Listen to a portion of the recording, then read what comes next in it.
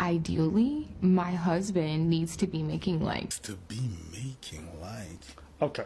My suspicion she's gonna say 175. 250. 250? like 650,000.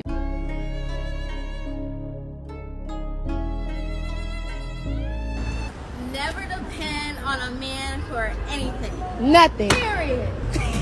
For a 32-year-old, what do you think the median income is? I think it's 250,000.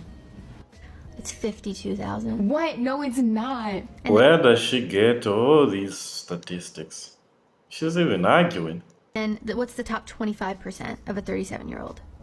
Dang, maybe it's 200,000. 86. What? No, it's not. For me to be comfortable, like staying at home and not working, I feel like this is gonna sound bad. I feel like 300,000. I guess if they made less than that, I feel like we wouldn't have the lifestyle I wanted, so I would work. What lifestyle is that? Anywhere from 70 to 100K. $500,000. I know that 1% of men make $500,000, or like less than 1% of men or something. Probably 150 to $250,000 a year. If your wife can spend more than you make, like you need to make more money. So it really just depends. 150 maybe to 250,000 a year would be comfortable for sure. How can you ask for equality and also promote such a parasitic lifestyle at the same time? Ideally, my husband needs to be making like 650,000. If I was making significantly less than a partner, it would make me feel insecure, like I wasn't on the same level as them. Not that I'm trying to like be super equal with my partner. A broke man will always be your biggest hater. Therefore, don't take anything that comes out of a broke man's mouth seriously, because even if you're incredibly talented and smart and skillful and ambitious, they're never going to admit it, because admitting it means they have to admit that you're capable of something that they're not. Because if they were those things, they would not be a broke man. And that's why they're mad. They're mad because you have qualities that they wish they had, or that they want to have, but they just don't know how to, or they're just too lazy, or they're not disciplined enough. So don't think that everything a broke man says to you is true, and don't take it to heart, because their only purpose is to try to diminish your self-esteem with their words. Because if they actually had money, they would just spend their money on you because they want you to feel good about yourself, because they feel good about themselves. And broke men don't feel good about themselves. That's why they can't make you feel good about yourself either. So anytime they say something, Are they responsible to make you feel good? And brokenness is temporary to some extent, depending on your age. You can be 24 and broke. Does not mean that you will never have money. It's temporal. It can be changed. to you and it's just so outrageous, feel sorry for them, because they don't feel good about themselves on the inside, and they're just trying to make you feel bad about yourself too. Don't take it to heart. Early signs that she's about to divorce you.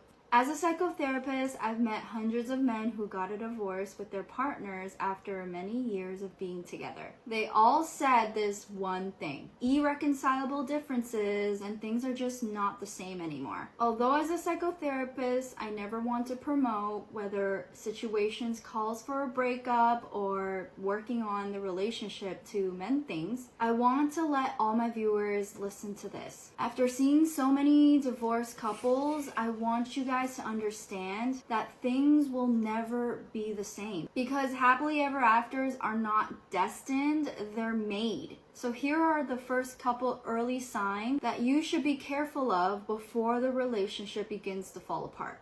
Number one, the most common one, communication breakdown. Simply put, you both are commonly misunderstood and conflicts are never resolved. Number two is emotional distance. This is when you're physically and emotionally disconnected from your partner. You may feel like you're walking on eggshells. There are questions or opinions that you just don't want to ask. The barrier between you and her, that is the first sign that the relationship is just unsafe.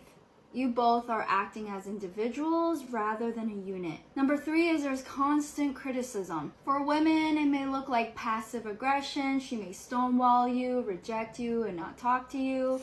For men, it may mean you're secluded to your male friends, you hide yourself at work, or your man cave. But constantly criticizing each other, when it becomes less teasy and more negative, is when it gets out of hand and you both have lost a sense of respect and admiration for each other. If you're experiencing any of these problems, just know that if things don't change, it's only a matter of time before the relationship truly begins to break down and it just becomes irreconcilable. So men, please just start reflecting on these problems before it begins to start happening. After all, it's truly way more easier to save a relationship before it starts breaking than trying to save it after it's already been broken. That's why as a psychotherapist, I always encourage my clients that education and knowledge is king. Sometimes you've forgotten on the part where somebody just wakes up and they just decide to say, oh, I want a divorce. How about that part? Are you saying those are irreconcilable differences also? Or somebody just wakes up like, oh, I think this is quite an investment we have here. If I was to have 50% of this piece, oof, to be something else.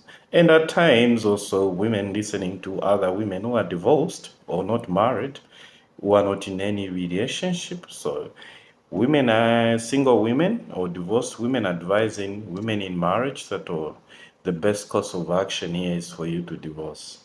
How about that part?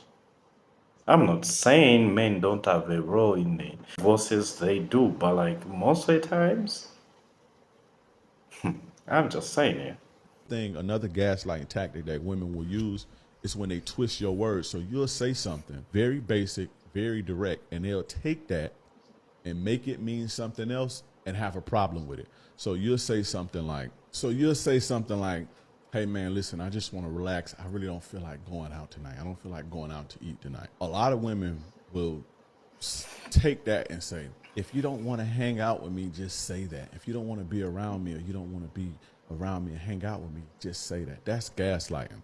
She heard exactly what you said, but she's being selfish in a sense to where she's trying to guilt trip you because you are drained and you don't feel like doing something. Or let's say you tell your woman, I don't really like the way that you're talking to me right now. I don't really like the way that you disrespect me, right?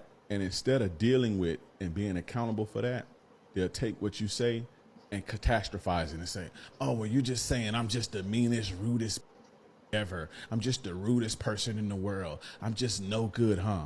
That's gaslighting, bro. Or you could say something like, hey, I feel like you're not listening to me. Oh, so now you're saying I don't love you and I don't care about you. They twist your words, in order to escape accountability for the things that they've done. They will twist your words and more often than not catastrophize them. And so now you arguing about that. So now you trying to prove I do love you. I ain't never say no, don't listen to me. And now it's another argument. And just keep going and going and going. And this questions your feelings. This questions your sanity. Or you tell your woman, hey, before you leave, can you do X, Y, Z, right? And so 2 days later, you see that she didn't do it. And so she'll tell you, oh, you ain't tell me that. Oh, you didn't tell me that. And you know you did. That's gaslighting. Telling you things to question your memory in order to escape accountability.